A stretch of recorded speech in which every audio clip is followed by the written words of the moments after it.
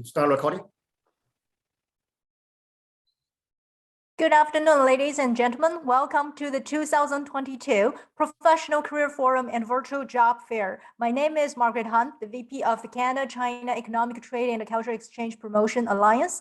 It is my great pleasure to be your host today. And we all know job hunting can be tough, especially during the unprecedented pandemic. And also for the employers, that getting quality candidates into your recruiting pipeline is harder than it's ever been.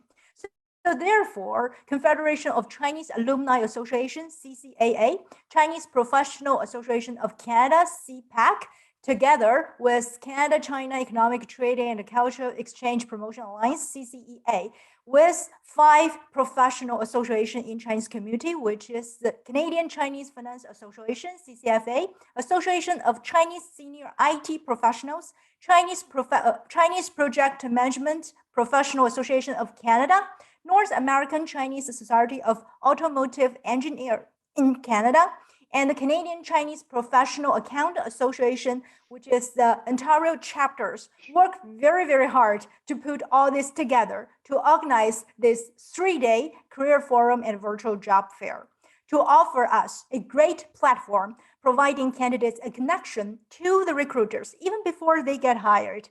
So thank you very much, everyone, for taking your precious time to join us today, and welcome everyone to our virtual career forum and job fair.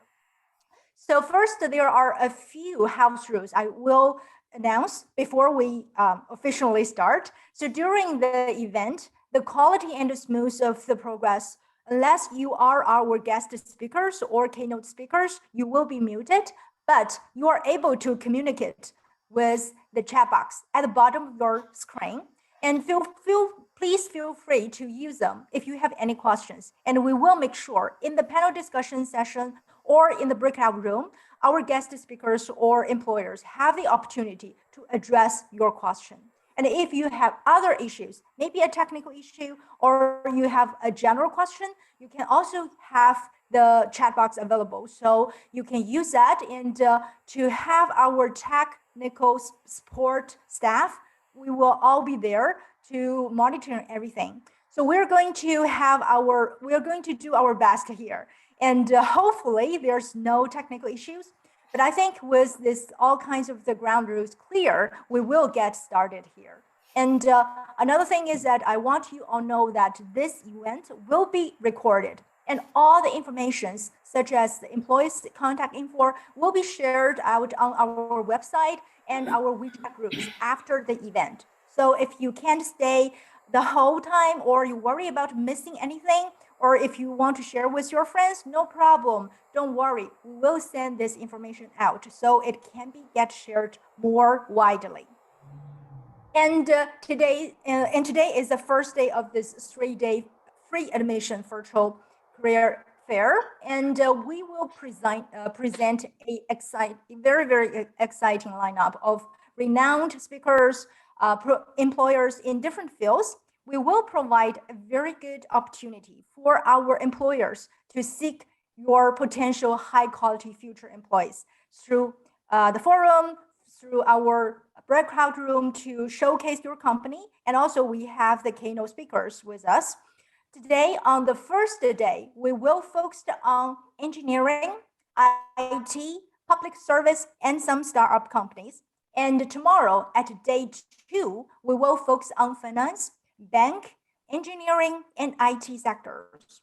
And the last day, on the day 3, we will cover accounting, PMP, and offer the very precious networking with various professional associations.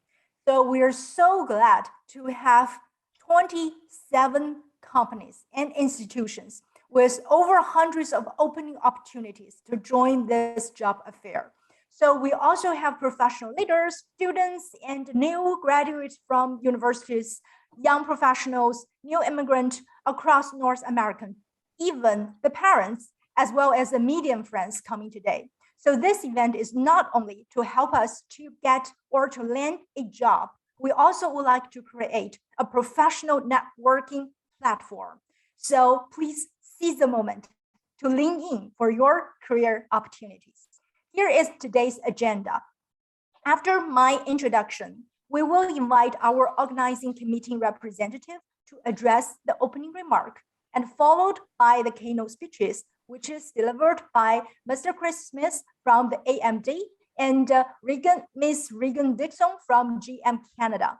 After that, you can access to individual breakout room created for each recruitment companies, and you can dig out more detailed information.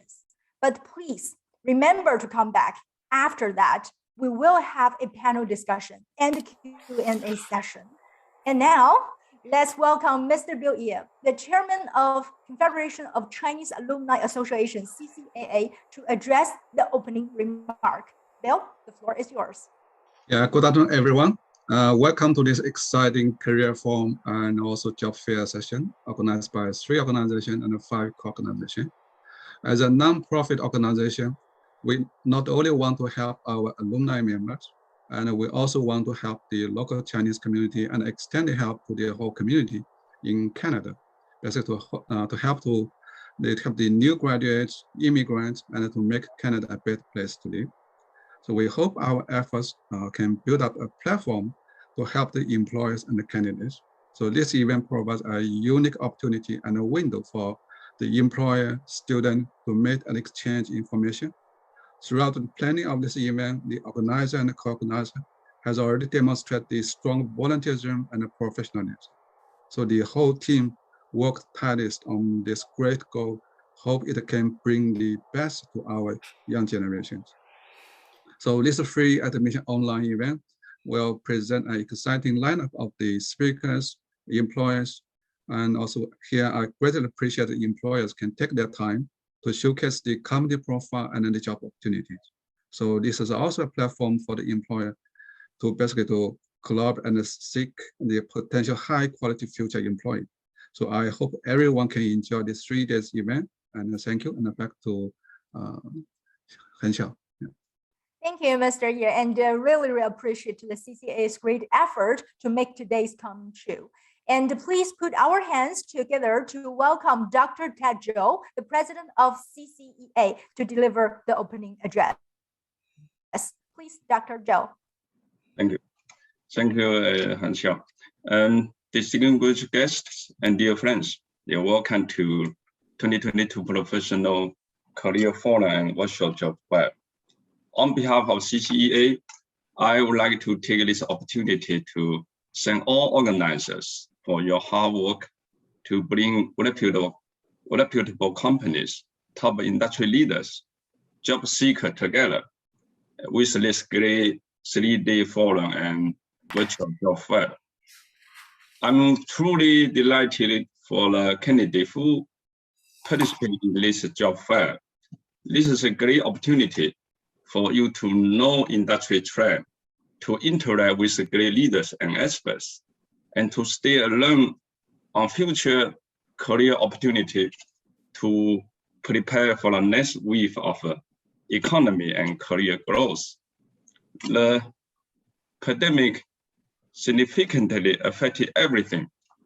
We have the responsibility to lead and support youth in our community to develop the professional career, as it is also one of our CCEA's missions.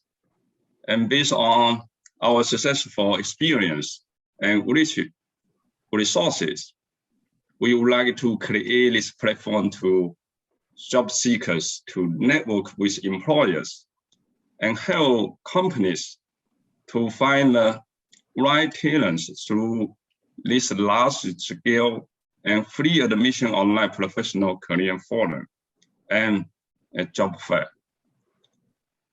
We have always believed that together we will be stronger. I wish all 3-day events are completely successful. Good luck to you all. Thank you. Thank you, Dr. Zhou, and thank you the CCEA for organizing this meaningful event.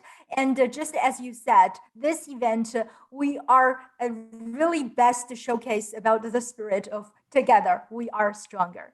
And now let's put our hands together for Mr. T. Wang, the chairman of the CPAC, to address a few words with us. Mr. Wang? Thank you. Thank you for, thanks goes to every participant and particularly to every volunteers who helped this event. Without you, this event would not be here. Yeah, CPAC is not a for-profit organization helping foreign trained professionals came to Canada. We help them to find a new job. We funded or help them to settle down in this new land. In the past, we helped them through all kinds of job fairs, but which is a real one. But this year, we found that the pandemic posed such kind of danger to everyone here. However, Canada needs development. Canada needed the force, trust moving forward.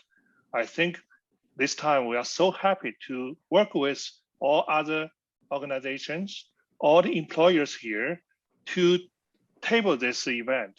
I think that is the best answer to pandemic. This is our best answer to Canada's economy. This is the best answer to our new students, immigrants. So let's work together, help to build a better, stronger country. That's hope that the rest of the 3 days activities will bring us opportunity, bring us to understand, and bring us the new motivation. So to students, that's your opportunity to grab and catch that. And I think you will find that such kind of activities is so important to you and your future. Also to our organizations, employers, that we so appreciate your help, and our community needs you, and your support is so meaningful to all of us. Thank you. Thank you. Back to Han Xiao. Thank you. Thank you, Mr. Wang, and thank you, CPAC, for putting together all our efforts to make this virtual job fair happen. Just as you said, can be gone the hassle of the traditional job fair, especially during the pandemic. And it is an excellent opportunity for the student to network with the employers and experienced professionals. And now let's get ready to the rumble, right? So please welcome our first keynote speaker from AMD, Mr. Chris Smith. He is the AMD's corporate VP engineering. And I know he works at AMD and after the BlackBerry, Nortel, and IBM, so must have a very, very great experience and insight to share with us today, especially for the young engineers. So the virtual floor is all yours. Welcome, Mr. Smith. Okay, I'm going to share slides, I guess, from my computer. Everybody can hear me? Sure, yeah, absolutely. Go ahead. Okay, perfect. Okay, can everybody see that? Yes, we can. Wonderful. Okay, well, thank you for the warm welcome. It's an absolute honor and pleasure to be here to talk to you today, to represent AMD, but also to talk a bit about the unprecedented opportunity that we are seeing with the explosion of computing in our world, particularly in the wake of the global pandemic that we've seen. I know it's been a tremendous challenge for a lot of sectors, for a lot of people, but I can tell you, being at the epicenter of the computing world, it has also presented a tremendous opportunity. So I'll talk a little bit about that opportunity, and I'll talk a little bit about how AMD is positioning to kind of explore this kind of amazing opportunity we have in front of us. So a little bit about AMD. I mean, we are a general purpose technology silicon provider for almost all major computing industries around the world. We look at the explosion of data center with everybody transitioning to online learning and online working. There's just been an incredible, unprecedented demand for computing capacity in the cloud, in data centers around the world, and AMD, with our CPUs and GPUs. Oh, hold on, I'm being told I'm not in slideshow. Okay, then, perfect. So I was just talking about the incredible opportunity that we are seeing across the computing landscape, and so I was talking about data center and how having everybody transition to online work and online learning has just driven incredible growth in data center. We're looking at a $50 billion addressable market. Similarly, in the PC landscape, with demand for laptops, notebooks, desktops, for creators, for gamers, for entertainment, also exploding. We're seeing a $40 billion addressable market in the PC. In the embedded world, we are seeing, not only are compute requirements for kind of computing in commercial and consumer space, but we're also seeing in so many devices, all over the Internet of Things, demand for silicon and demand for increased capacity, to the point where a car these days with 10 to 12 to 15 individual systems and many chips is more or less like a data center, and so we're seeing a huge explosion in the embedded space in terms of compute bandwidth required, and we're looking at a $29 billion addressable market there.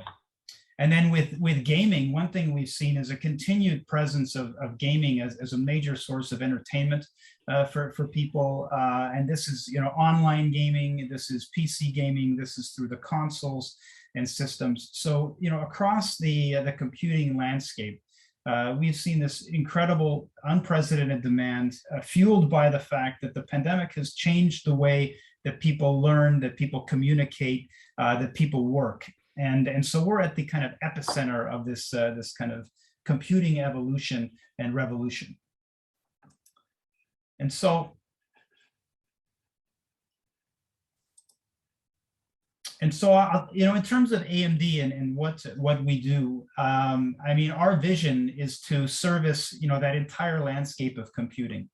And provide high performance and adaptive computing that transforms the way people work, the way people live, the way people learn, and to build great products that really accelerate that next generation of experiences. So when you think about the landscape I just talked about and all the things that are happening in the world related to computing, it all comes back to the core computing capability provided in silicon, provided in microchips, and the systems that we provide that then power all the ingenuity, all the innovation of application providers and solution providers and everywhere else that people build on top of that base capability. But what we do at AMD is we enable all of that through building and delivering the best possible silicon and microchips to our customers. And so when we talk about high performance and adaptive computing, these are just some of the use cases that we're talking about that are at the center of what we call the kind of intelligent world, this world where we are all intercommunicating, where we are all connected together, where we're working, learning, sharing. And it's everything from cloud, network hyperscales and supercomputing to all the network infrastructure that powers our communication networks around the world, to artificial intelligence and analytics being embedded in everything that we do, from smart devices to our transportation systems, to the computing systems that we interact with every day for work or for school. We're looking at adaptive intelligent systems and things like the next generation of automotive.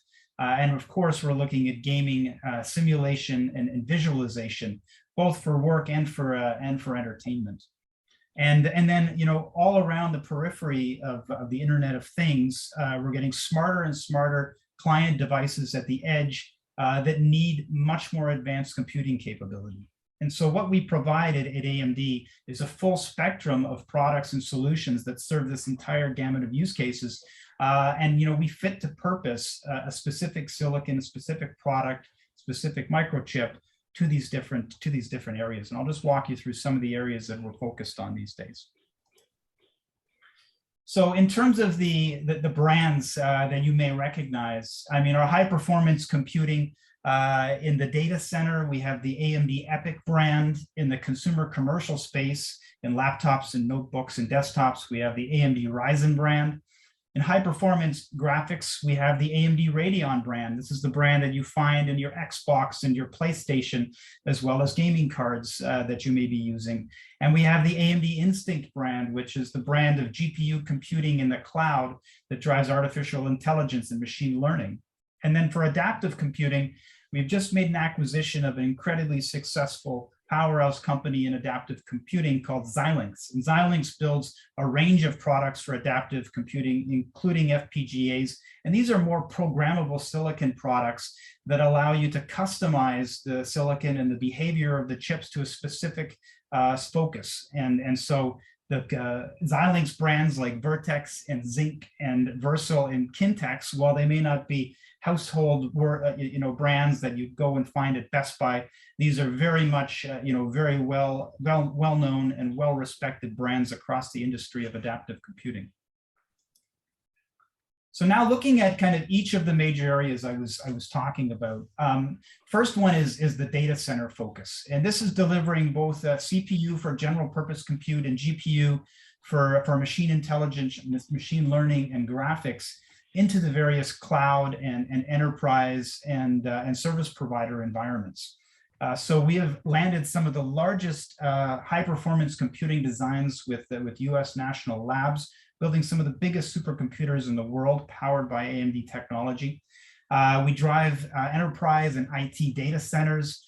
We are very active in powering the cloud with partners such as Google and Amazon and Microsoft and Meta. Machine intelligence to drive the kind of next wave of innovation on data analytics and on security. And then on virtualization and cloud gaming, many of the platforms that power virtualized cloud experiences are running AMD graphics as well as AMD machine intelligence on graphics cards in the cloud. And with the acquisition of Xilinx, we bring a whole other dimension of network peripherals and fit to function special purpose adaptive computing into the cloud systems. And so between our GPU for general purpose computing, our CPUs, and our now adaptive computing FPGAs with Xilinx, we cover the entire spectrum of computing in the data center. Now on the client side, or this is in the consumer and commercial world, these could be the systems that you do find at a place like Best Buy or Canada Computing. Or if you're building your own systems, you could be buying the chips directly and putting them together with a system integrator. So for desktops, gaming, commercial, consumer, high-end, for everything that you need, whether you're a designer or content creator, or whether you're using it to power music or a studio. We provide all the capabilities to drive that business. In the notebook space, again, for gaming, for commercial, for consumer, as well as in the Chrome space, we have AMD-powered mobile products. And then the workstation for content creators and designers in various industries, we provide both consumer and commercial solutions. And then finally, in the graphics focus, AMD has long been a leader in graphics with the Radeon brand. We have dominated the console space with both the Microsoft Xbox and Sony PlayStation, leveraging and building on top of the AMD graphics pedigree. We have PC gaming and your ability to buy and support and install AMD graphics cards. We have workstations for every kind of content creation. We support cloud gaming with our solutions in the cloud through partners like Google and others, including the large Chinese cloud service providers. And then we have partnerships with mobile, where we are licensing our graphics technology to companies such as Samsung. And then in the automotive space, as we move into autonomous drive vehicles that need advanced machine learning and AI, as well as in-car console systems, we have companies such as Tesla powering the next generation of their products with AMD technology. And so what we end up with is just an incredible portfolio of products that run the entire gamut of these computing capabilities that are exploding in the world. You know, everything from PCs and gaming to data center and communications and the embedded space. And with the acquisition of Xilinx, what we have is we have a whole spectrum of products that support that. And as this, tremendous growth that we're seeing in the industry continues to explode, we are being forced and pushed to hit unprecedented levels of innovation to drive the next wave of products. And to do that, we need to grow, and we need incredibly passionate and thought leaders coming from our best and brightest in universities, including in Canada, to come and join us. If you have a passion for technology and for being involved in this next wave of exceptional innovation in computing, we really need your help. So I thank you for allowing us to come and share a little bit about our vision, what we're seeing happening in the market today, and the tremendous opportunities that we see. And definitely would love to have you guys join our breakout room and come and learn more about the company, our presence in Canada, and specifically many of the opportunities that we have for new grads and for interns. And with that, I'll turn it back to the organizers. Thank you. Thank you, Mr. Smith, for exploring the challenges facing of the industry, as well as very, very exciting trends and opportunity unleashed by COVID-19.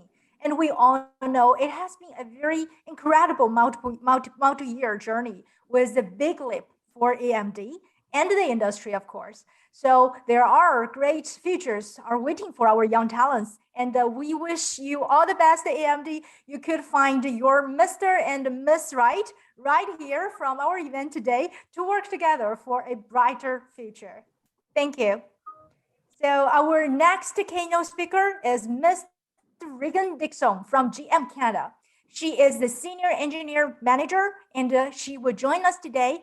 And I have to say, she is an amazing women engineer and a visionary leader. So let's give a warmest welcome to Ms. Dixon to share her insight with us today. Welcome, Ms. Dixon. Thank you so much. What a credible introduction, and so thrilled to be here today to share some great things that are going on at GM Canada. And I got to catch the end of Chris's speech, and so it's exciting to hear what's happening at AMD as well. So all good things. Let me just share my screen. Or if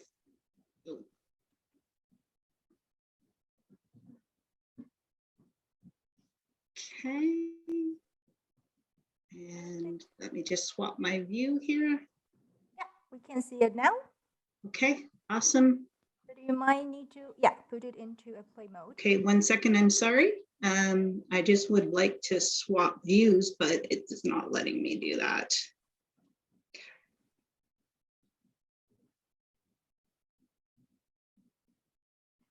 Okay, apologize for that. No problem, but you have to unmute yourself first.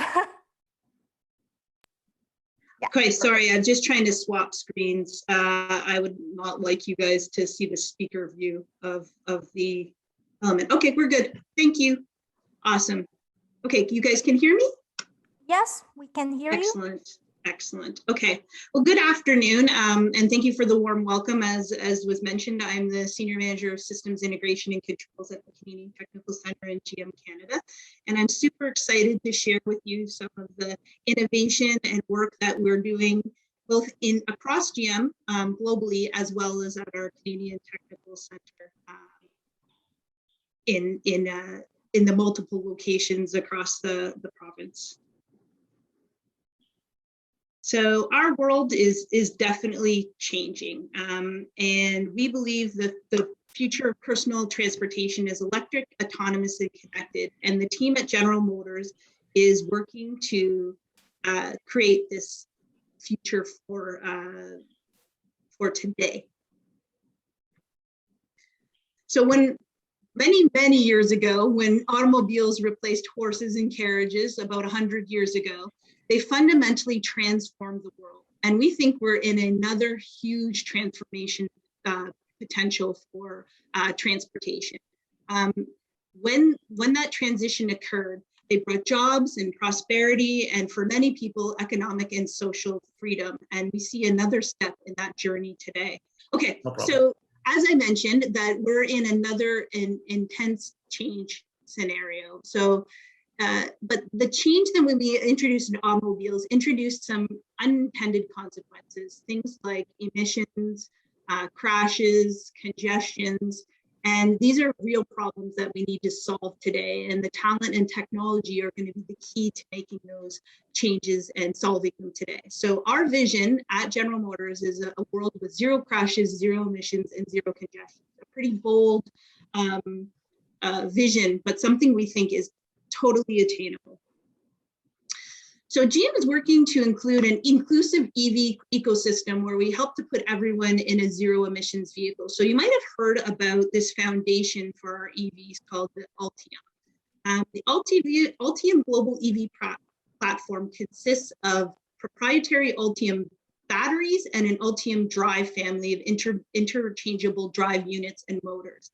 The beauty of the Ultium battery pack is that it can be stacked vertically or horizontally, and you can imagine that makes a lot of flexibility in how we package, which it allows us to use to put EV infrastructure in a number of different vehicles.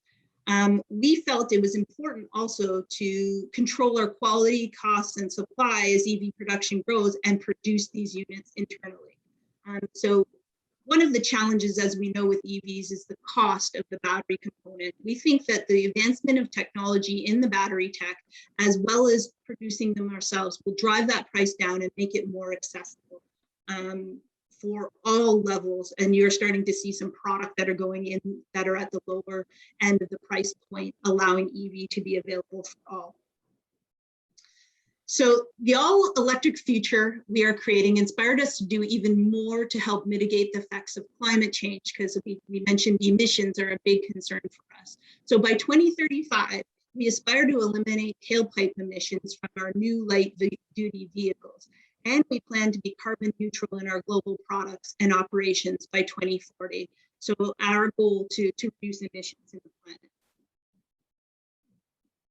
So we're on our way to building this future. So we said 2035, you're like, wow, 2035, 2040, but we're well on our way to this mission, as you can see.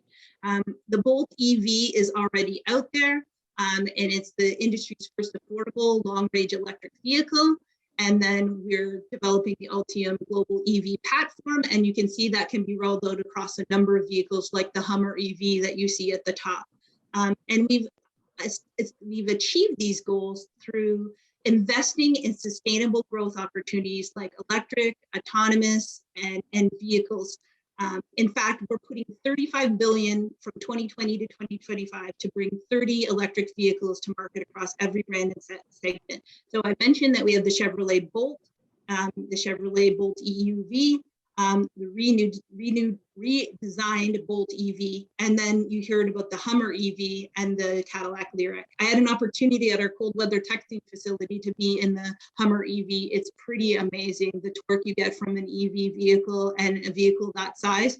It's incredible, something you need to experience. And also, of course, at CES, we announced that we were unveiling the Chevy Silverado EV, and teased that the Equinox EV and Blazer EV are coming. So you can see there's a lot of product in the pipeline across multiple segments coming our way.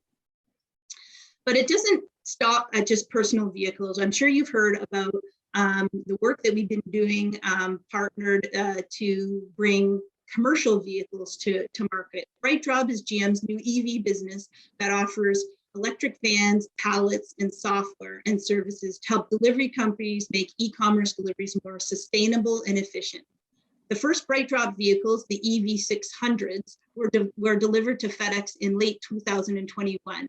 And during CES, we announced a partnership with Walmart to even expanding into reduce tailpipe emissions significantly for last mile delivery, because we know commercial is also a big contributor to what's happening with emissions. The production of these vehicles are also a good news story for us, that they're at our CAMI manufacturing facility in Ingersoll, and it will be the first large-scale auto plant converted to produce electric delivery vehicles in Canada. But it's not just about these types of vehicles. There's also autonomous. It's a very exciting area, and we're in the leader in shared and self-driving vehicles. Partnering with Cruise, we are determined to commercialize a safe, autonomous, and electric vehicles on our way to driverless future. One where we can have zero crashes. Imagine all of them are autonomous vehicles. They're connected to what's happening in the infrastructure and to each other. We can certainly reduce and eliminate crashes. Personal AVs are likely further away, but if you drive a newer vehicle, you already probably have some of the stepping stones to autonomous. Technologies like forward automatic braking, lane keep assist, and blind spot detection are using the sensors and cameras that will be used in autonomous vehicles as well. Early on, GM made investments in electrification and software-enabled services and autonomous drive technology. And this is fueling the change to a transformation from automaker to platform innovator. That transformation will require new levels of processing capabilities, which is why we recently announced the Ultifi platform. So Ultifi is a new end-to-end software platform that enables over-the-air updates and some personalization. And the idea is although the Ultifi will be developed in GM, it has access by third-party developers so that they can work and develop apps and personalization for our vehicles. It uses Linux software, one of the most widely used platforms, which allows GM to give these third-party developers access so that they can innovate some exciting new features for our customers.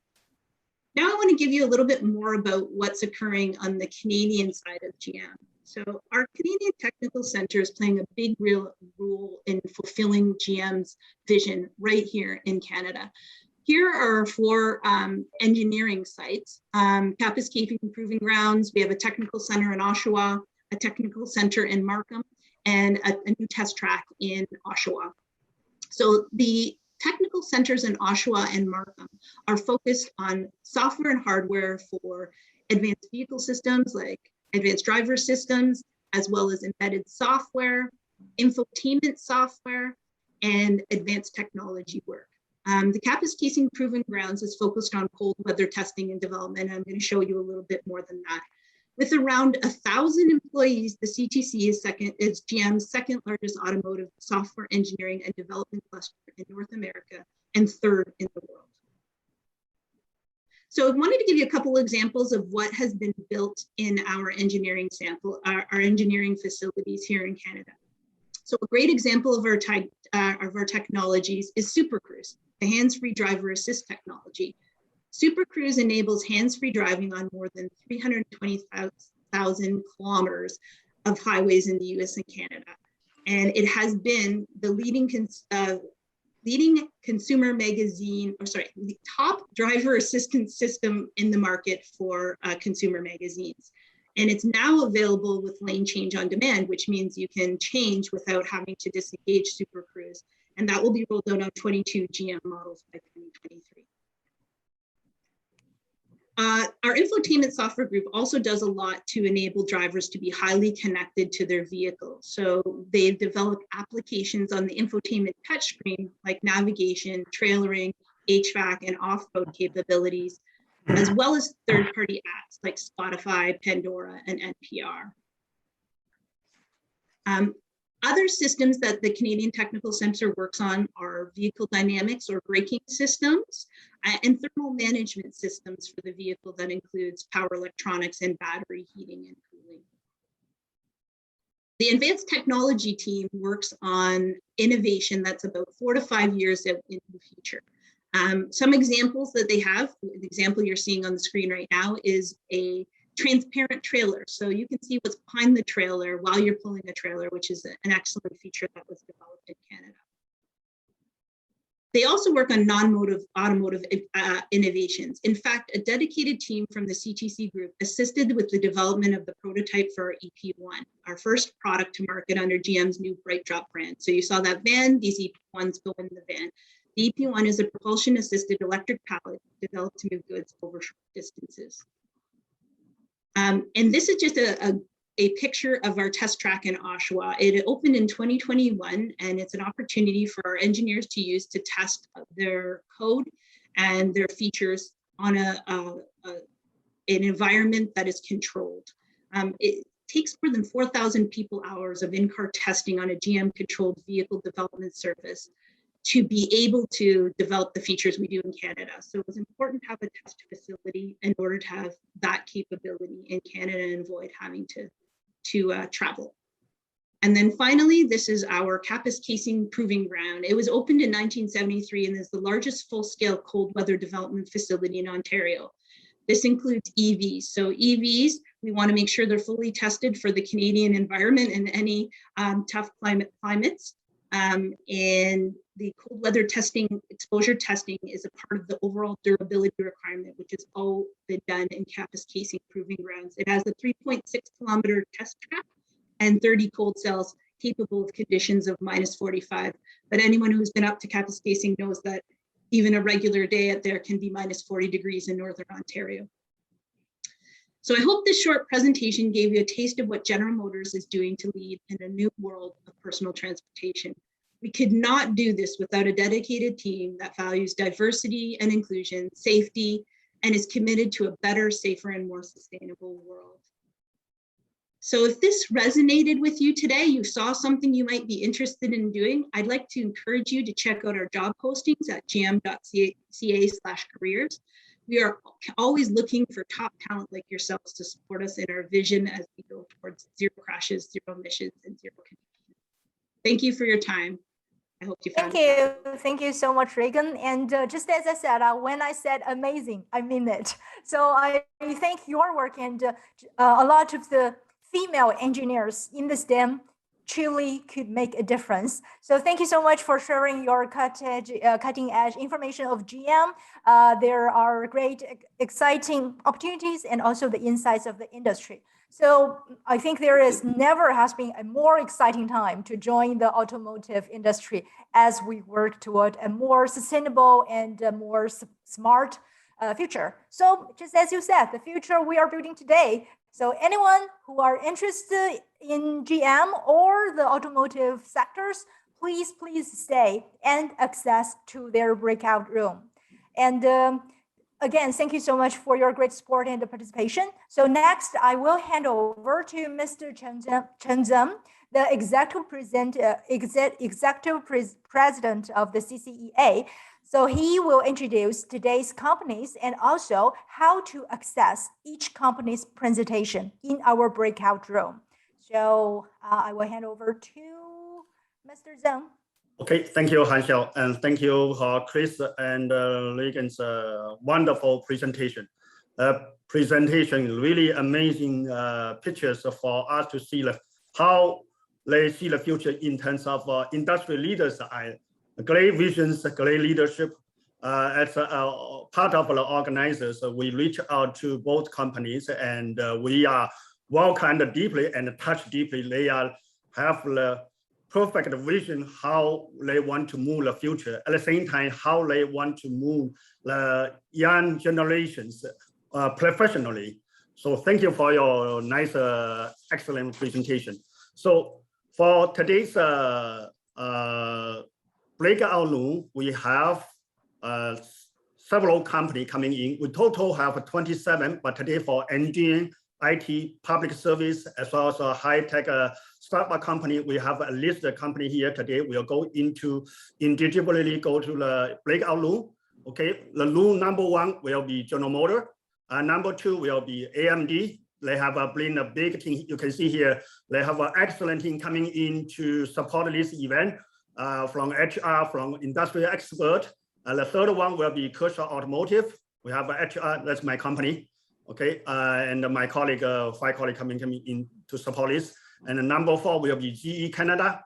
Number 5 will be Dawn Infotech on the IT side. And number 6 will be Roger, prepaid technology. And number 7 will be Toronto Police Service. And number 8 will be York Regional Police. I have a 3 team members coming over to meet you. And number 9 will be the career camp led by Beth Sung. She will present the efficient resume writing. So for young who are new to resume writing, I encourage you to go to here. It will be very excellent seminar will be there. Number 10 will be EverTrust, which is a development company focused on redevelopment on the housing, condos, and they also have a TQC's construction coming in as well. So welcome to join. They have a big project recently going on. And number 11 will be TechCamp. The CEO, William Tang, and his colleague will be here. Number 12 will be Lucy AI, a high-tech company. And number 13 will be Yehan, Canada Technology and Service Inc. So all these companies was assigned by number. Now we invite the host to activate all the breakout room. And here in every single room, we have our technical support team. Same one just coming in will be go to the room here as well. Okay, so with every single room, if you have questions, you are free to raise up to our technical team. So when you get into the Zoom breakout room here, there's several operations, how you get in. First, you move your cursor to the bottom of your Zoom meeting here, and they will show up called breakout room here. Okay, when you click a breakout room, the pop-up menu will showing how many breakout room here. And then you choose the one you like to join. Like here, I show you here GM and AMD, and then you join. They will asking whether you are like to join or not. Okay, after they finish the meetings, and then you can say, I want to choose in different room. Okay, or in the middle, you want to choose in different room, and then you choosing here different room, breakout room, and then you will go to another room, do the same process here. When all the presentation finish, you leave breakout room. That means you are coming back to the main room. If you decide to leave the meeting, then you'll be completely signed out and then required to sign in. Okay, so this is the procedure. This slide we will keep as far as we go. But if any questions, we always have a technical supporting inside the breakout room and on the main room. Okay, that's coming from my side. Okay, thank you so much for the introduction. And again, if you have any question or issue, just type them in our chat box and our tech staff member would help just to find anyone whose name starts with tech. And now, without further ado, just to welcome everyone, choose your company most interested with you, but also you can switch and you can get in and the employers will be there waiting for you. And we are open all the breakout room very, very soon. And just remember, come back 3:40, and we will continue to our panel discussion. We have 10 distinguished professional leaders in different fields waiting for you. Okay, now it's just free for the choice of your company. Okay, everyone can go inside the room. You can allow to open your microphone, but I would suggest you keep quiet unless you want to ask questions, okay? Okay, hello, welcome back, and hope you all enjoy the more direct interaction with your future employees and to make some connections. And now let's just start off our panel discussion today. Here we have 10 distinguished panelists with us, who is, the first one is our keynote speaker, Mr. Chris Smith, who is from the AMD. He is a corporate VP engineering. And the second one is Mr. Thomas Lee. He is the engineering, he is GM Canada's engineering group manager. And the third one is from Kershaw Automotive Corporation. And she is a HR, Ms. Janet Sia. And the next panelist, who is from the GE Canada, the Industrialization and Global Test Solution Leader, Mr. Raymond Sik-Agia. And the next one, we have the Dr. Mark Chen. He is a co-founder and the CEO of the Dun Infotech. And the next one, we have John Yu, Senior Manager from Rogers. And the next one, we have the Toronto Police Service, Ms. Ashley Visser. She is a uniform recruiting and talent acquisition. Next one, also from the police sector, is Mr. Fernando Su. He is from the York Region Police Service. And the next one, we have Ms. Beth Song. She is the founder of the Career Camp. And the last but not least, the Michael Flatt. Mr. Flatt, he is a senior VP of the Evertrust Development Group. So thank you, everyone. And it is so good to have you all here, and welcome everyone back. I will first start questions we collected from our audience before, and then we will leave the Q&A session open floor to all the audience or attendants today. So if anyone have the questions, you haven't had a chance in the break room to raise it up, you can still feel free to type in the chat box. So in the Q&A session, we will address your question.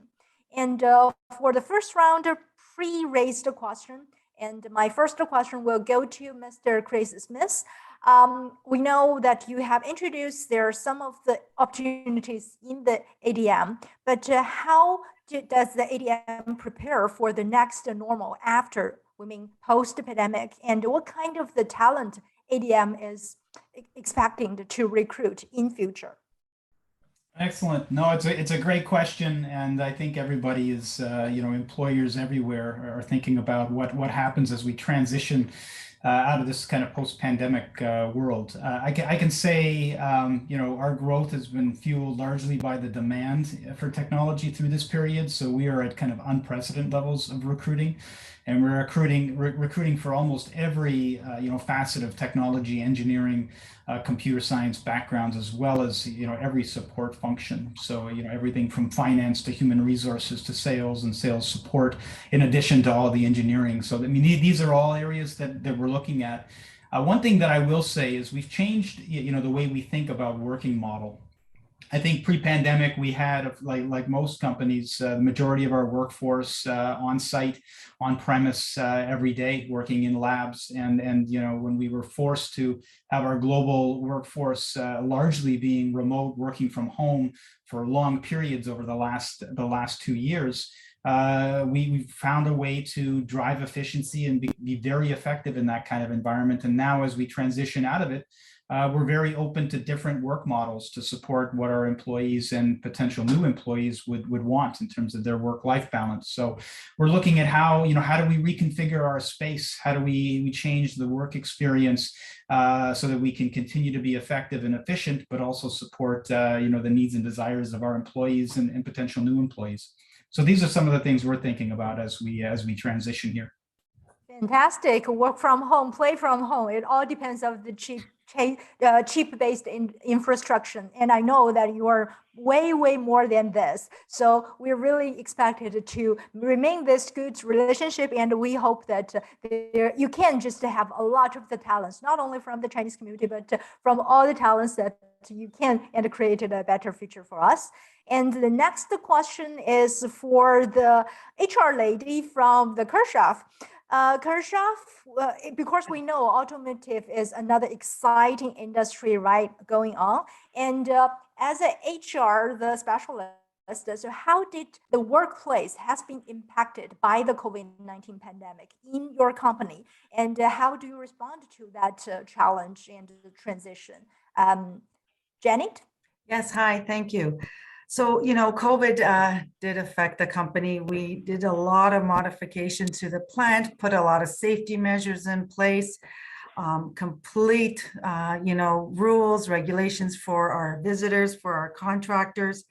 But it's been, production full speed ahead, and we've grown. We've been recruiting new launches, new programs at our locations, and we just hope that continue this growth in the company and move on past COVID is our goal, and that's what we're looking for in the future.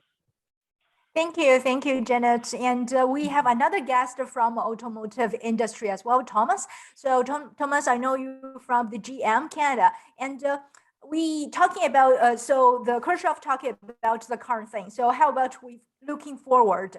What do you think are the key drivers that could reshape the landscape of the work, and what kind of the key working skills are needed in this automotive industry, particularly in the future? Yes, thank you. This is a great question.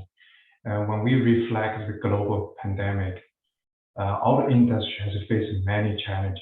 over past 2 years, from microchip shortage to business lockdown. But one positive trend from this global pandemic is the pandemic did not slow down the electrical vehicle development. Actually, it accelerated its growth. And Tesla is leading the race, and we know a few Chinese EV makers also become important player in the global EV market. And also traditional OEMs invest aggressively in this EV transformation. I use GM as an example. We're going to hire, this year, we're going to hire 8,000 new high-tech jobs through the whole year. The majority of the new hire will join our company software-defined vehicle space, which is the biggest growth area. We are looking for diverse and qualified talents in the software, autonomous driving, and electrification. And also important, I want to point out, I think Chris and Jenna also mentioned that those new hire could work in Detroit, California, Canada, Israel, or remotely from around the globe. Last year, GM launched a new remote work standard. Give employee flexibility to work from wherever they are most productive and efficient. And then we don't have to limit it to the office location, the physical location you have. Again, I invite you to join GM and for the great new opportunity and help us change the world. Wow, great. Thank you so much. And just as you said, there are several sectors or fields are really promising. So for the students still in college, you might still want to embrace this great opportunity. So you might have add on some kind of the major or minors or take a few courses just to enhance your skills to meet the requirement or the needs of the promising industry. And the next one is from the GE Canada, Mr. Aja. So we know 2021 was a really year of the historical change for GE, right? So it is one of the many industry companies that are likely to take heavy damage as this pandemic. So we are wondering, how do you deal with this challenge? And what is the next for GE? Raymond? Hello, Mr. Aja?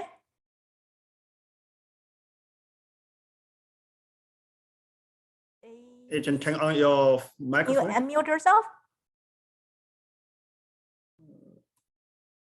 No, look like you may accidentally get out. We lost him? Okay, Yeah, so it looked like we lost him. Okay, then I will move on to Dr. Mark Chen. And he is the co-founder and have been working in this field for many, many years. We are really curious about the IT industry because it is booming, have a lot of changes, rapid changes. So how did COVID actually affect IT industry? And how did your company deal with the challenge or the new opportunities? Thank you, Haishou. It's a very good question. In terms of IT industry, before pandemic, so it was good. And after pandemic, I ran out even better. So IT actually is one of the areas I think got a lot of opportunities. And because of, a lot of starts online, digital transformations and remote workers, all kinds of stuff leading to more opportunities in IT field. So as from this perspective, the lots of area actually impacted by a pandemic, but the IT actually gets more benefits. So I would say, if you have a chance, if you are looking for opportunities, you couldn't find other areas. IT probably the areas you can learn and even start from scratch. As examples, actually my background is not IT. However, when I back to 1996, when I started computer PhD, however, I got a computer job because of computer has a great opportunities. So from my experience, actually, you don't have to be as long as you graduate from a university or you have you like to learn, you will learn the computer is easy. So back to 2000, I was teaching the Java IT courses. It's easy for you to change your career from something else to IT. And that's one area I think IT is a great opportunity to have more opportunity for somebody, even from non-IT areas. It's good for you to learn something new. And also, the other one I can share, the IT pay actually getting better than before from a pandemic. So this is a great opportunity. Okay, perfect. Thank you so much. We know that you have bring a lot of the opening with you. So anyone who want to get into IT, maybe the Down Infotech is a good place to start with. And just as you said, thanks so much for sharing the personal experience. Very, very inspiring. And I think not only the students in college, maybe for new immigrants, just as you said, it is good for transit your career. So it is another faster track industry are going on. There are a lot of the opportunities, and also the pay is good. So think about it. Okay, our next one is from a different industry, telecommunication industry, Rogers. So Mr. Zhang Yu, he is a senior manager, prepaid technology. So we know that right now, especially during the pandemic, we are more dependent than ever on this nation's digital infrastructure. So how Rogers is actually responding to the COVID-19 pandemic, and what we will do, what is the next for Rogers? Mr. Yu? Did I lose him again? Okay, we got Raymond back, GE Canada back. Maybe go back to your question. Yeah. Okay. Finally, internet dropped just a few minutes ago. Okay, no problem. We didn't miss much, but we miss you. Okay, so the question for you is that we know 2021 was a year of historic change for GE, yes. And you have been one of the very heavily damaged as the COVID comes. So how do GE deal with the challenge, and what is the next for GE? Okay, so with every challenge there is an opportunity. That's how we view it at GE. And so we took the opportunity to look at the infrastructure, the overall company structure. And if you heard and people follows the news, GE is going to be split into 3 businesses. We'll combine all the power businesses together that include renewable, and it will be IPO'd in December 2023. It will be a separate company. And then that's public information as well. I'm sharing with you guys. And we will have healthcare, will be fully IPO'd by end of this year, beginning of next year, with 20% stake. GE will still remain 20% shareholder on that one. The only business that will remain fully GE is GE Aviation. So GE Aviation will be the GE company of the future. So your question is, how do we manage? We had a tough time with aviation the last 2 years. So we went through a difficult time, but we also took this to develop new designs. We're actually pioneering now the jet engines. If you heard the news last week, Qatar is going to be equipping their 100 Boeings that include Dreamliners with all the GE 90X engines, our biggest engines. So there is a lot of R&D, there is a lot of research taking place, and also on the renewable side of the business that I am in. I spoke earlier about the Haliade X. Haliade X is huge. It's a wind turbine wind turbine generator, as close as the height, 950 feet high, and it is offshore. And we have installed 3 banks in southern Holland, the Netherlands. That's powering almost 13 megawatt per turbine. So we are taking this green energy discussion into reality by offering so much on the wind side of the business. And we continue to progress as things unfold. We see GE businesses back. We see a lot of business coming to us in terms of power generation.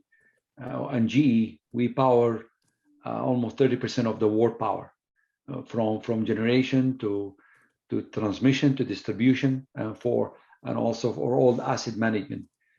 We are very strong in that field. We will continue. We'll be even stronger when all the businesses come together and IPO ourselves. Perfect. Thank you so much for the sharing. And we know GE has a storied and proud history for 130 years, right? Correct. So Correct. up and down, people can always count on GE to find out what the world needs and try to invent it. So I remember the founder of the GE, the Thomas Edison, have famously said this. So who is willing for those who are willing to work for or work at GE? I think it is more than a job. It is a purposeful mission. So we wish you all the best to find the right person and to work together. And as I said earlier, you can always go to ge.com/careers. And definitely there is a lot of positions from R&D, from research, to application engineers, to design engineers, to software development, for manufacturing engineering. It depends on where it is. But in Canada, we have a factory here in Markham. We have 400 people, almost 150 design engineers. We design our own protection and control systems in Markham. And we have a complete service department. We have commercial teams and marketing teams in Markham, and also our factory in Quebec, where we do the compressors, the power compressors for the jet engines, and we manufacture those plates in Quebec. In Canada, we have almost 2-3 factories, but you're welcome to apply anywhere you feel that you can do the business. Okay, perfectly. So check on GE's website to find the right place for you. Okay, thank you so much for your sharing. And the next one, the question is for the Toronto Police Service. We have Ashley with us, and we know that even though the pandemic has increased the level of the stress for police, but most of us, almost all of us, are very appreciative that the community support from you and the tireless effort. So my question is that how does Toronto Police respond to the new challenge brought by the COVID-19, and how does that affect the recruitment part? Yeah, that's a great question. So unfortunately, we don't have the luxury of working from home. Being a first responder, much like York Regional Police and every other service across the province, we have to be here. So, I mean, walking into it, recruits are going to know that, during the good times, the bad times, the ugly times, the Toronto Police Service, again, all the police services frontline are going to be there. In terms of recruiting, we still kept everything in person. The only exception, so we have our fitness testing. We did our fitness testing in person. Everybody had to provide proof of, a negative COVID test.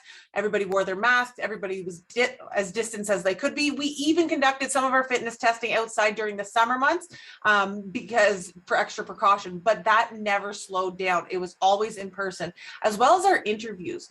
We believe that in-person interaction, that face-to-face interaction really gets our recruiters, our interviewers, our background officers to know the applicants, know what they're like, have that intimacy with them, have that relationship building. So our interviews themselves also took place in person. The only exception was our pre-background questionnaires, which some of our participants within my group session know what those are. Basically, it's like 60 questions about themselves. Those took place online on a website that they were given access to and completed that online. But we kept going full steam ahead, everything in person. Our interview rooms have been kitted out with our partitions. Everybody's provided masks, glasses, goggles, gloves, you name it. We provide it for not only our service members, but also the applicants who come in for their interviews. We want to make sure everybody's safe when they are coming in for their interviews. But we really held firm and held true to that face-to-face interactions with our candidates, because policing is face-to-face. You know, this is a profession that, you know, is dealing with the public 24/7. So we needed to evaluate our applicants and how well that they could, you know, interact with, you know, even though it was our interviewers, but how well they would interview or interact with our service members when they come in for interviews. So unfortunately, not a lot changed for us, but yeah, so there you go. Thank you so much for sharing this. And I know in the breakout room, there are really, really good interactions, because that means that a lot of people are interested to get into these sectors, to serve, to have a job, to provide safety to our citizens. And I know there are many opportunities inside of the police service to can make a difference of our society. So the next question is for the Mr. Xu Fernando. Are you here? So can you share with that what kind of the key working skills are needed in the police service? And after they stepped into this sector, what kind of the career paths in the police sectors they could choose? Thank you for that question. Like, you know, York region is a growing city. It's a very diverse region, one of the most diverse region in Canada. So for one thing, we want to hire candidates that reflects the community. So we're looking for people who have language skills, people who has like even cultural intelligence, right? Because we need people to know how to talk to people, communicate, and we need people that come from different backgrounds and cultures. You mentioned like what other skills. Of course, one of the minimum requirements is going to be post-secondary school. So you're going to need a college diploma or university degree. Also, we look for people that could pass the fitness test. We're looking for people in all walks of life. So not just people who have like a security background. I always try to keep in mind that policing is a very broad range. We need people in IT, we need people in like mechanics, we need people in all walks of life. So what I look for is people that have those skills and are able to adapt and transferable to a police environment. Perfect. So it means that all kinds of the talents you are needed. So whoever have this heart, a big heart to serve the public, I think it is a really good career path. So check on their website. I know they will post a lot of whenever there is a lot of the community event, you actually to talk about how to apply for the police service. So there will be plenty opportunities, especially now. So young talents, if you just don't be afraid of it is, oh, you have to get a very, very tough, the physical requirement. But besides that, you have other things, even with the communication skills, it is be well valued. So thank you so much, Mr. Xu, and we hope that there are more people can join this great service sectors professions. Okay, so my next one is for the Evertrust Development Group, Mr. Michael Flatt. You are a senior VP of this company. So what are the effects of the pandemic are impacting the real estate industry in Canada, especially from the perspective of the developers, because we are just the common people to buy the house from you. But from the other side, can you share your insight with us? Yes, it's very challenging. We also cannot do our work at home. We need to have construction teams that are on the jobs working together. So the biggest challenge was in order for us to keep teams apart so that each individual group who worked together stayed together through the duration of a project. Therefore, they were all safe from each other. And we wouldn't have as many people working in a confined space as we might have had before the pandemic. Before the pandemic, you might have 3 or 4 different trades groups in the same space working over top of each other to get the job done. So in order to not disrupt scheduling, it took special care to come up with programs to make sure that all the trades were on the right page with the schedule so that we wouldn't lose time. people had to go in and out of their work environments, know what they had to do, get it done quickly, have the materials available so that the next team could go in and the production schedule would not be impacted. The suppliers also had to be brought on board so that we worked almost like the automakers, where they work on just-in-time inventory, where we would ensure that materials were available well in advance. And I'm sure you're aware that there has been serious issues in sourcing out many building materials throughout Canada. So we had special representatives looking for products that we might need in 3 months or 6 months to make sure that we could get that material into the warehouses in enough time to order it and to be brought to the site so that we could use it just as we need it. We also, of course, interact with clients and possible consumers all the time, and we still had to maintain an office presence. So we had people create partitioning so that everybody would feel safe in the environment. People were wearing masks. Once the vaccines were available, everybody took advantage of them. So I think all in all, the impact to the overall organization wasn't as great. And I believe that the pandemic accelerated everybody's work habits to bring what might have taken 5 to 10 years to fruition now, where we have much more in the way of remote working where it's possible, where we have people being more respectful of other people's space, where construction trades recognize that they just don't have any amount of time to get things done, and they have to realize that they're part of a huge team to get the project done properly. Thank you so much for the sharing and just to give us the insight about how developers working and whoever who are interested in this, because we know the real estate is still very booming sectors in Canada. Mm-hmm. There should be a lot of the opportunities to get hired and paid well. So yes, if anyone are interested, check on the Evertrust Development Group website. I think they will have their posting there ready for you. And last but not least, Ms. Song, the founder of the Career Camp. I know that your company has delivered the professional career planning, the training and coaching tools or to support to the student or the whoever in need to get hired. So the question for you is that as a career coach, what is your advice for the pandemic job hunting and the career development? Thank you, Margaret. This is a wonderful question. And I think the first and very important advice would be keeping a positive attitude. Job search for most new graduates and newcomer professionals can be a very frustrating process. The pandemic has just added another layer of barrier that has created even more stress and loneliness. Number two, you need to stay focused and trust yourself. If you believe you can work at a position that you keep applying for, don't give up. Here, I just want to add a comment on Mark's opinion of switching to IT. Well, very sorry, Mark. I disagree with that to a certain extent. Well, you have to know who you are and what you enjoy to do. Before investing money and time, make sure that do the right career planning. If you have such needs, let me know. So the last one, admit that we all have limitations. Don't push yourself too hard and to the edge. Talk to people that you trust, get some professional support. You may find that you really don't have to fight the battle by yourself. For job search, if you learned how to do it right, you can get the job. I wish every job seeker best of luck.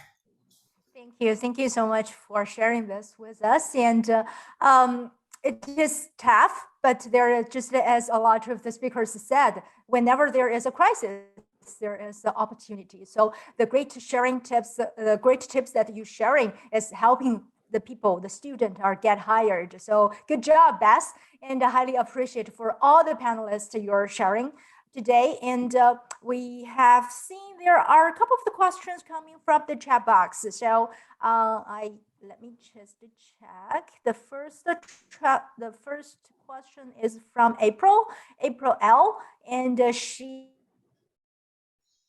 her question is, what's yours valuable advice on making career change? Okay, career change. Anyone have, it is very general, so anyone have the personal experience or advice, or feel free to open or turn on your camera and address the question of April. Or maybe I'll just continue with my point. Well, April, as I said, you first you want to know what you're good at, where is your passion. Of course, there is skill part as well. For example, if you're passionate about IT, do you have the skills? Do you have to go back to school to have some academic education or license? You have to consider this kind of things, not only just the passion. I have actually a client whose family member did IT job for like dozens of years, but he was so tortured by the experience because he is a people person, but dealing with machine all the time. And so your working style, your personality, your passion, your interest, your education, your skills, it's a whole package that you have to consider before you make the change. So that is my piece of advice for you. Hope it helps. Perfect. So anyone want to add on that about career change or career transition? I love this idea that people are being tortured working. I think you're totally right. You really need to know yourself and what motivates you and what gets you excited and engaged. My advice is to find a mentor, find somebody who has experience or is working in the career that you're interested in. If you don't have someone in your close circle or not so close circle, don't be shy about reaching out. Find someone on LinkedIn and just tell them you're thinking about a change and you love their input and advice. You'd be surprised. People are very willing to share their experience and give you, good ideas about, either what it's like to work in that field or to point you in the right direction for training, for school, for other things you can do to prepare. Perfect. Can't agree more. So from the panelists or from all the guest speakers here today, April, you might find someone that you want to have a coffee chat. So just take up all your courage just to write email to them or the linking with them, maybe from Chris. Okay, so our next question is from Alex W. And his question for the panelists is, does the work from home, okay, so does the remote working make the hiring easier or harder as an employer? So anyone want to share your experience, your thought? Maybe Janet, as the HR, do you have something to say?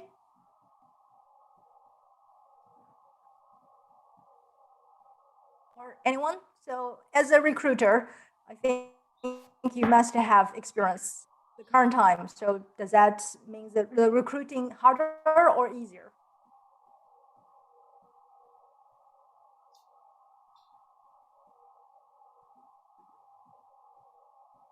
No one want to address this question? Yeah, I mean, I can share our experience. Sure. I think I don't know if it makes it harder or easier, but there's definitely different things you need to take into consideration. We've applied a lot of new tools for the technical side in terms of allowing us to assess technical capability. And now that's, I think, something that we will use even as we transition to in-person interviews. We'll still conduct a lot of those technical elements online because it's just more efficient and more effective. But of course, there's something about being in the same room, sharing the same space with somebody that's hard to replace. But I think with video and remote, given that that's a lot of the way that we interact as a workforce these days, we found ways to kind of use that and kind of as much as possible replicate the in-person experience. So I think it also helps us to gauge how that person will be working with a team. I mean, the last 2 years, everybody we've onboarded has been onboarded remotely and has worked with the team remotely. So, the interview process obviously gets that, how effectively you communicate and can work in that kind of environment, which is a good thing. Yeah. And absolutely, I think so. Previously, we are face-to-face. Now we are screen-to-screen. So even though it has become a little bit challenging or harder, seems to be, but it probably just a trend. We have to all face up that. So the next question, it is very directly for the John Infotech. So Mark, some people asking you about, are you hiring full stack developer for entry or junior level? Do you have this Yes. kind of the open? Yes, we do. We have all different positions available, and we have a few positions for entry and new junior levels, and also we are trying to get some junior entry levels for the banks as well. Perfect. So they can find the information on your website, right? So check out the hack, and you could, or just have a coffee chat with Mark. Okay. Okay, and, sure. Thank you. And someone are asking about our 5 WeChat groups. Yes, we do. For this event, we created 5 WeChat group for different sectors, different industry. So later on, right now, President Zeng has sharing is that. So later we will share it again. So you might have check it out and join the fair. So thank you. And the next question is, any good tips for online interview? Wow, so good question. I think a lot of the people who are seeking job is really, really interested about how to behave good on the online interview instead of the face-to-face. So anyone have the experience or have something to share with us? Online interview tips. Well, join me tomorrow for the interview tips. Yes. Okay. So we could have an advertisement here. So day 2, we do have this special breakout room tomorrow. So join Miss Song's room, and she will share how to have an online interview to impress your future employers. Okay. Let's see what is the next question. Okay, from Xingwen. She is asking, I am a new grad, but I have lots of the project experience. So she has experience.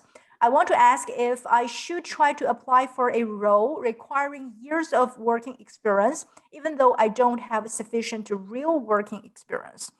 Okay, so have some project experience, maybe as a student, but can she apply for job requirement specifically requires a few years working experience? Anyone want to share, especially when you have the job opening requires this working experience? How do you define working experience?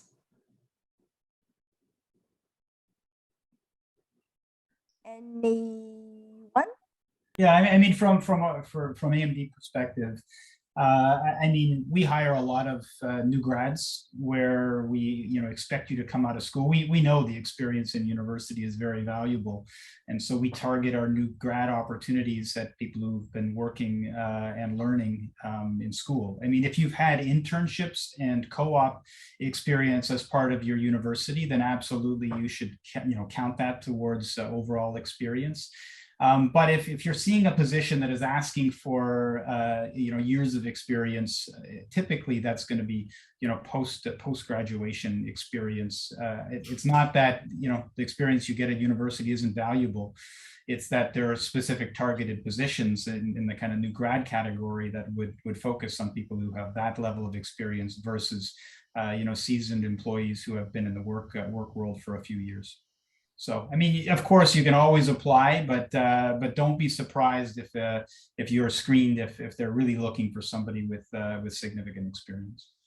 Yes, thank you so much for sharing that. I think for the new grad, it is always a challenge is that they are lack of experience. So how to accumulate that kind of the experience? It is maybe from the internship, from the co-op. So any of your company have offered the co-op or internship for the students in college? Can you share your co-op or internship program with us? Yeah, so this is Thomas Lee. I want to add to what Chris mentioned.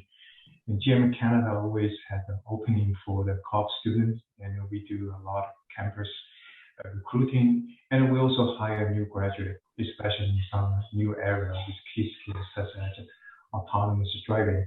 What we're really looking at is, for example, some students don't have a lot of work experience in their real company, but any programs such as in the school, such as AutoDrive, EcoDrive as a Formula car racing. Those also we look at its experience as well. We give them a higher priority, especially for the team leader with leadership and greater communication skill will stand out among the candidates. So that's the, in my experience, for the COP students and the new graduates, that's the key area we're looking at.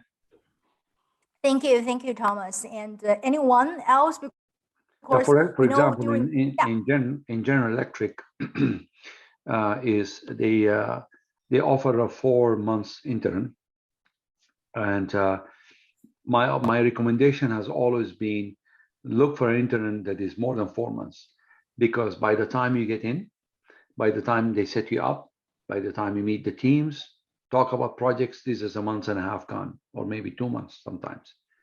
So you're left with 2 months, and that doesn't help you much. So my recommendation is look for interns that takes a year, 14 months, or 16 months.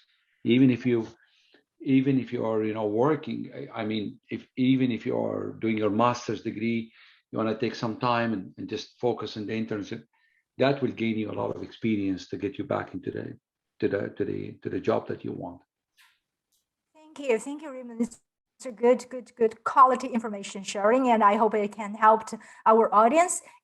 And Beth, my question is that if your interview tips tomorrow will also help the people land an internship. Oh yeah, absolutely. So the fundamental method is the same. Either you're looking for executive level early career, or the method actually applies to all those. Yes. Yeah. So it can also be transferred. Anyone? So we have to plan early, prepare early, and then the early bird always have the good rewards. So the next question is for Thomas. So Thomas, you mentioned that GM is going to hire 8,000 engineers soon. So what are the key engineering areas GM is looking for?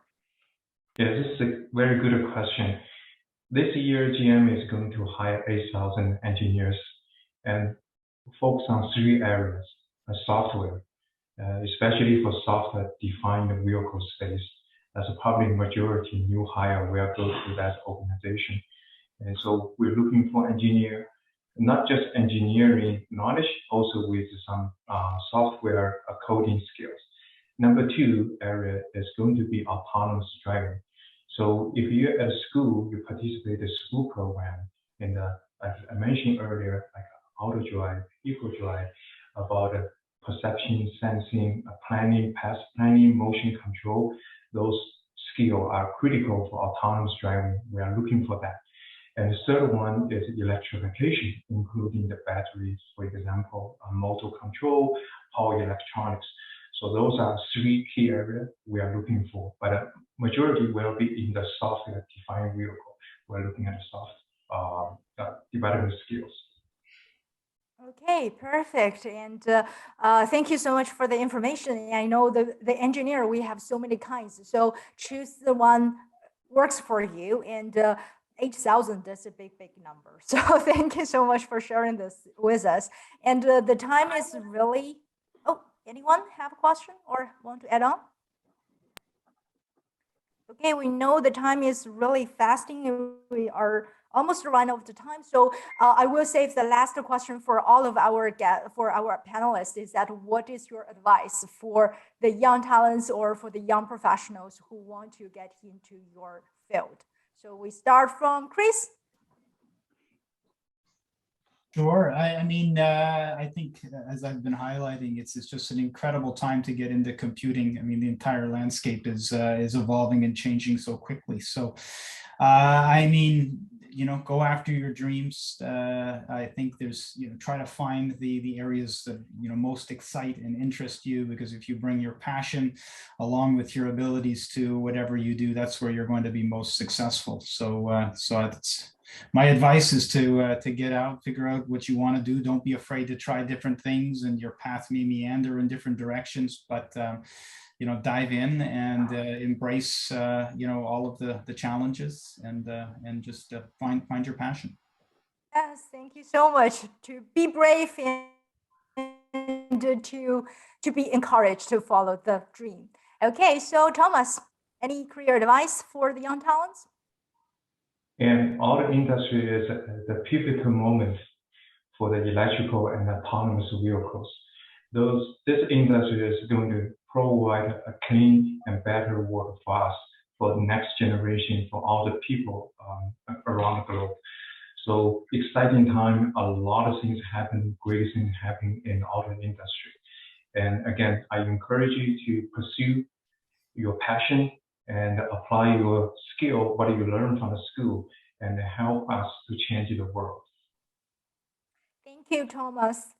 Very inspiring. And the next is for Janet or anyone from the car shop want to give the career advice for the people you are looking for. Well, I always admire when I interview people, and sometimes they don't have all the qualification or the specification that we posted it, but I always look for a certain criteria in that individual, which is being humble, because if he demonstrate or she demonstrate the ability to accept, to be trained and to be coached, to be mentored, that plays a big role in the development of that individual. And so my advice is to stay humble, accept an entry level if needed, get your foot into the organization, work hard, be passionate about what you do, and you will be recognized right away. And lucky if you have a good sponsor that is see that vision that you're gonna offer, and he sponsor you and move you up the organization. And it always happens. Go after your dreams, be passionate, don't quit, stay humble, and you'll do fine. Oh, perfect. There are a lot of the key words. I hope all our young talents, our younger generation can take in and just like that. And we do, just by advertisement again, for the day 3, we do offer the networking opportunity with the professional organizations. So here we have the Thomas, we have the North American Automotive Association, right? So you could talk more, share more experience for the students, how to network, how to find the right sponsor when you need a reference letter or reference. So thank you so much. And next one is for Ashley. Whoever want to be in your uniform, how we can do, what we could prepare us for that. Yeah, so we want people to come and apply to the service and be yourself. Like York Region, the Toronto Police Service is a very diverse, police service as well. We're policing diverse communities. We need people with life and lived experience. So bring that to the table. Put your best foot forward. Be prepared. We want to hear about you. We want to hear about your history. We want to hear about your pathway to how it got you to the role and what's motivated you to become a police officer. When we are looking for applicants, much like probably my colleagues here, you're looking for people with passion, who have set themselves up for, success, who are prepared, who have that motivation to give back to the city of Toronto or any area of the province that if they're applying to any police service. Just be prepared, be motivated, and have that life experience, and be prepared to share that and let that personality, let those dynamics, let that individuality shine through when you come in for your interviews.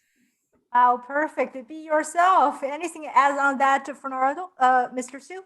Fernando? Besides be yourself and passionate and motivated. So I would echo what my counterpart from Toronto said, Ashley. It's very true. Just come prepared. Be passionate about the job that you're applying for. Do a lot of research. Other things that I'm also looking for in the candidates is whether they're trainable, because not everyone's going to have the same experience. So we do look for people in different walks of life and different skill set, different experience from different cultural background, different country. So we need all that in policing. And so don't be discouraged in this policing industry. It's very competitive. We receive hundreds and hundreds and even thousands of applications. If you fail the first time, or I don't like to use that word fail, if you don't succeed the first time, try again if this is what you want to do. And I'll be open. I applied 3 times before I'm hired. I've been on the job for 16 years. So it's just a little roadblock, but just don't let that affect you. Thank you. So never give up if you want to become a colleague with Fernando or Ashley. Just go, go, go. Okay. So next, Raymond. Do you have any advice for the young people who either want to join GE or manufacturer industry? As I lost Raymond again, I guess. Okay. So how about Mark? IT, for the people who want to jump into the IT in sector. Any advice? Mark? As I said, you know, your attitude and faster learning, and also the opportunities, and your career path, whatever. See what your strength, what your some areas you are interested to learn. But IT, I think it's easy to learn. That's my point, based on my personal experience. And if you learn something, the skills from university, and then you can switch whatever interested to you. It's not just blind just for the IT. That's not my point. I use my personal experience. If you are working hard, you like these careers, you will be successful. So IT, because it's a high demand. And if you are interested in this area, and you will be successful. Okay, thank you so much for the very inspiring sharing. And Michael, how about you? From the developer sector, how could I be one of you? Well, actually, it's kind of interesting listening to the 2 people from the police forces. Construction is, of course, a very interpersonal skill kind of industry. The teamwork that's required to put up any structure is amazing because you have so many different parties working together. So I would say, as somebody looking to get into the development construction world, work on your people building skills, your abilities to build relationships with other people, the ability to deal with some people who you may not like as much as you want to, but realizing that you have to all pitch in together to get the work done. People work with people that they like. So if there's anything that you can do to improve your confidence, improve your public speaking, those soft skills I think are very important, because there's many, many people who have a lot of technical and hard skills, but to find people that have the ability to relate with others well, to listen well, to hear well, and to act upon that, that's rare. And when you come to work, the only things you really bring are your attitude and your passion. So if you don't exhibit a lot of good attitude and a lot of desire and passion, that may be challenging. So that would be my advice to any young people trying to find a career. Perfect. Thank you so much. And Bess, I know you give this kind of advice every day, every moment, but if I have to ask you to choose 1 or 2, the most important advice, what you are going to give? Well, I would say that from my experience, I constantly hear from the employer side that it's very difficult to find the right people. Just echo what Michael just mentioned. There is a gap between the employer and the candidate, the job seekers. So job seekers normally get frustrated saying that, you know what, there is no enough job there, or there are no right job for me. But the gap really lies, the job seekers find difficulty, or they don't know how to meet the requirements of the job or the employer. So the employer actually put very clear requirements on the job posting, the job seekers really have difficulty put the right words or the right information on their resume. No matter who you know in the company, no matter how great network you have to build the right resume or effective resume first to get into or to maximize your opportunity for the interview. And then be passionate, be true to yourself, and hopefully being hired. Okay, thank you so much. And anyone have the question and follow-up question from the either how to build up a resume or the interview, just come tomorrow, next session into Beth's breakout room. Okay, our last question I have to say for our keynote speaker who have kick off our session, but this question is for you, Chris, again. And I heard that AMD is going to hire 5,000 engineers. Wow, a lot. So what kind of the key engineer areas that AMD is focusing on? And the second question is really interesting, is that we heard that AMD is also would like to encourage more women in the engineering sectors to apply. So any advice for them? Oh, no, great. Thank you for the question. So, I mean, in terms of the general areas we're looking for, I mean, every area of engineering you can imagine, from computer science to electrical engineering, computer engineering. I mean, we would are taking and making very successful candidates in all of those different areas, in software design, a lot of low-level firmware development and design, RTL, circuit design, board design. I mean, anything you can imagine, all the way up to high-level framework engineering. I mean, I think you know, listening to some of my colleagues or here, I think you know, we're going to be fighting over some of the great talent for high-level framework and stack development for areas like machine intelligence, machine learning, and artificial intelligence. So these are all areas that we are growing in, where we see a tremendous appetite for innovation, and encourage anybody with interest or background or experience in those areas to reach out. And in terms of women, I mean, women engineers, we are very passionate about supporting, encouraging, all the way from a very young age. We are very engaged in all the way back to high school, university programs to encourage young women to get involved. And of course, coming out of and graduating university and entering the workforce, we try to get out in front of as many professional women's organizations and student organizations as possible, to let them know that there's you know, great opportunities for young brilliant women at AMD. So encourage you to reach out. We really value a very diverse workforce, and particularly you know, love to get women engineers involved in the company. And by the way, our CEO is a woman, an Asian American woman. And I can tell you that working as part of her team is just an incredible delight. She's very passionate, very strong, very open, and very empowering to employees at every level in the organization. So it's an absolute wonderful place to work under Lisa's leadership. Yes, that is what I was going to mention, that don't forget the CEO of the AMD is a woman. It's a really visionary and brave women who you should choose to work with.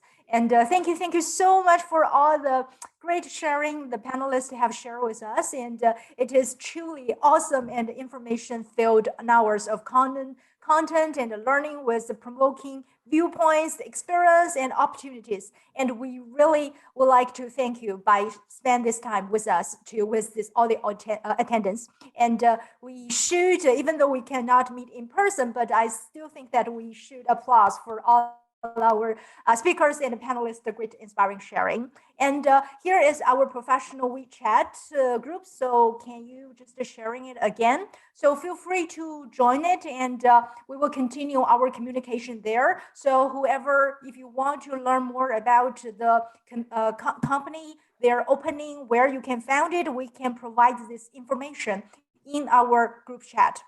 So don't worry about that. You will find the information you want to find. And at last, I really don't want to leave, but I want to thank all the organizing committee members and volunteers who have worked out all of this logistic to make this fantastic event possible. really, because a lot of the time we are using our extra time to work overnight for this. So they have put this effort all together, so efficient and really to help every people that we can. So on behalf of the organizing committee, I want to thank you very much. Thank you, everyone. And also thank you all the companies, institutions who help us to support us.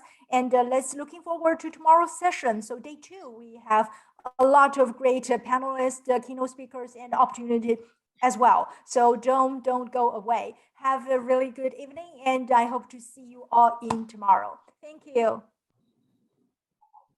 Thank you, Han-Xiao. Thank you. You are welcome to open your camera. We would like to take a group photo for the whole team. Excellent. This is the best panel discussion I have ever attended. Very exciting opportunities and very lots of great visions and great passions, especially all these panel discussion speakers. You are super excellent. Not just in your area of knowledge, but in your leadership demonstrate your speech is really powerful, and we learn a lot as a team here today. I believe the whole team learned a lot as well, and we will carry this spirit to the next generation and after next. Okay, let's take a group photo. Okay. Okay, so everyone, if you can, Look just in turn your on your camera. camera and smile. We deserve this. We made this. This one will go to the media. Okay. Ready? Welcome all. 1, 2, 3.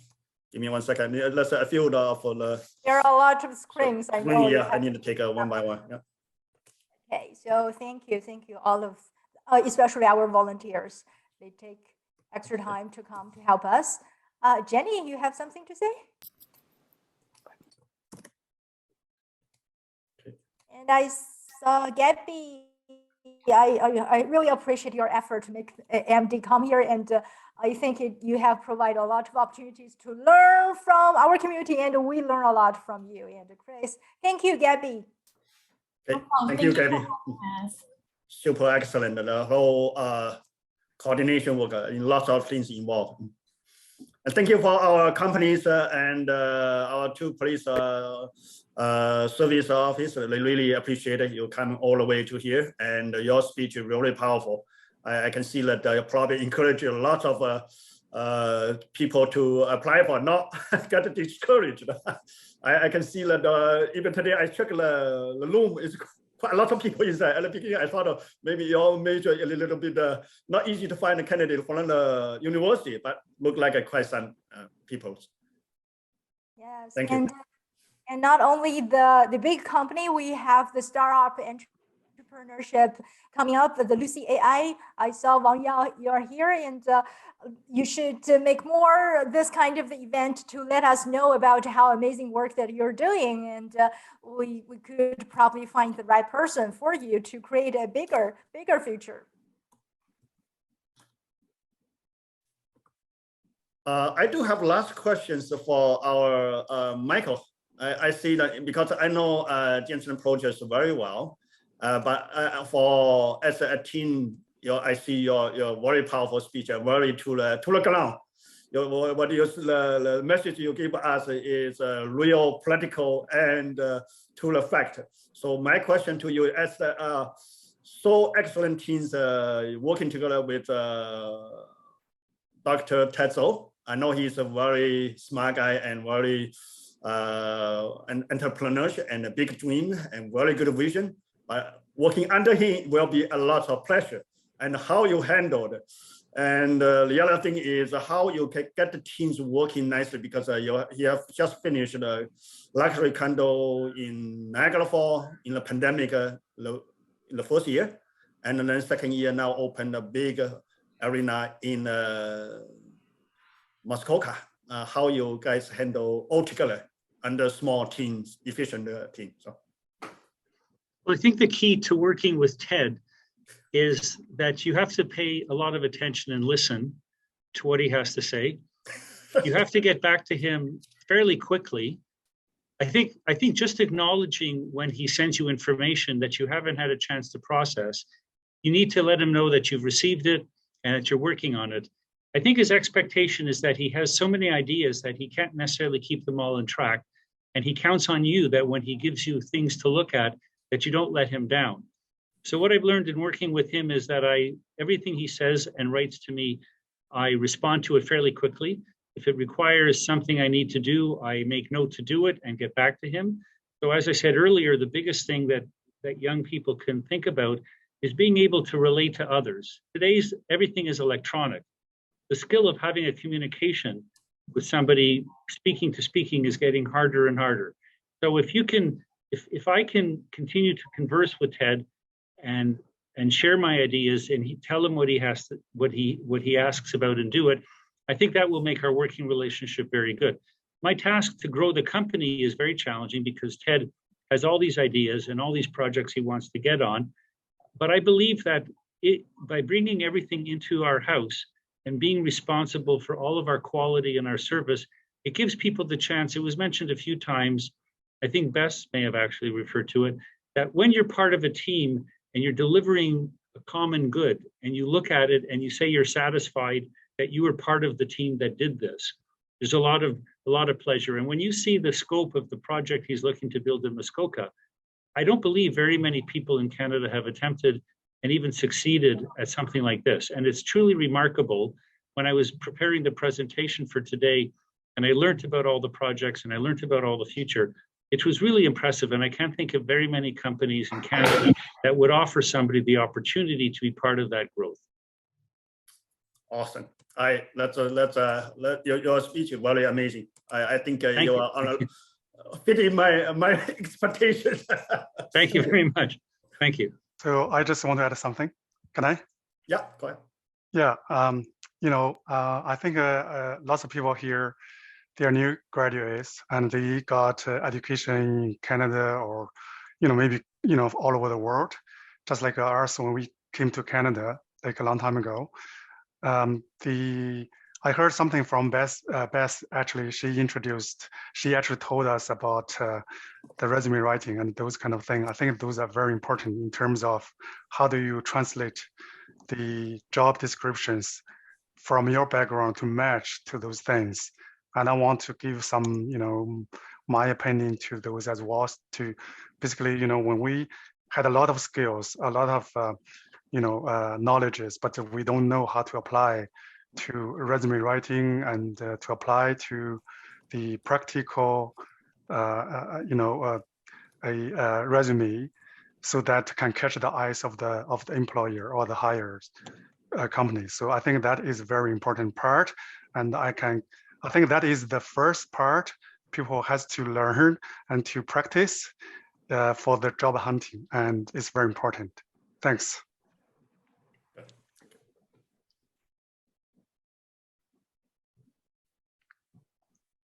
Thank you, Nelson, for sharing that. And I can't agree more. It is so important. That is why we have this. And that is why we want to doing this. And we really hope this is just a good start. And we can continue to have more of this kind of event going on. Maybe we have a time, next time we can make it a face-to-face or a hybrid, but it is just a beginning, right? Mr. Bill or T or Zeng, do you have anything to add on before we call it a day? I want to add that today's session is really amazing. I think a lot from each company, they send high-profile VIP, for a good sharing of their experience. And I truly believe that all the student or young career, they learn a lot from this session. So I really appreciate you guys take your time and try to pass the knowledge to the young careers. And thank you very much. Thank you. Yeah. Okay, yeah, I would like to take this opportunity to thank all our participants spend all 3 hours with us. I think you must be benefit today. Until now, you're still here. I'm so happy to see you still here. And that today's speakers and leaders demonstrate their vision, their capability, their knowledge, and their, I would say, they love how to encourage the people, how to give opportunities. That's amazing, the character. That's why when we first reach out to all the companies come in today, they immediately like to support. That's really keep us moved and touched. I would like to take this opportunity to thank our companies participating as our association volunteers working day and night to get this one event so successful. Thank you. Oh, thank you. And it's really hard to say goodbye, but the time is passing there, so we're almost there. Anyone, if you want to say something, add on something, just take the last 2 or 3 minutes. We can. So anyone from the audience, if you want to share something, raise your hand. Yeah, I will open your yourself. microphone. Yeah, we can unmute. Actually, microphone is open now, so they can. Okay, so microphone is open. Okay. Everyone, so if you want to share something, share your gratitude to someone particularly is fine. Now it's the time to make just open your voice microphone heard. and you can speak.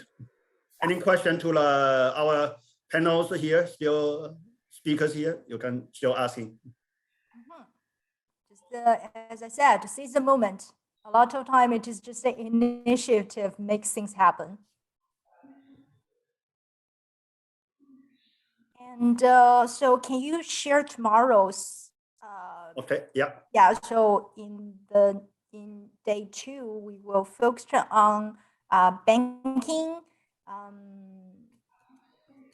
finance, IT, right? Yeah, and particularly we will have women in fintech. Women in fintech. So anyone, if you know, you have friends, you have families who are interested in these factors, just invite them. We are open to all. There's no limitations for any kind of the room or the meeting, just to help us to share the words to the audience, to the community, to help whoever they are in need. So tomorrow, the same time, from 2 to 5, we will have the keynote speakers. We will have our panel, especially tribute to women. So we have women in fintech, and we also have a breakout room. And the companies will, especially the Equitable Bank, they have bring about hundreds of the opportunity, job openings. So if anyone, you know someone who are interested to working in these fields, just share the words, share the post with them.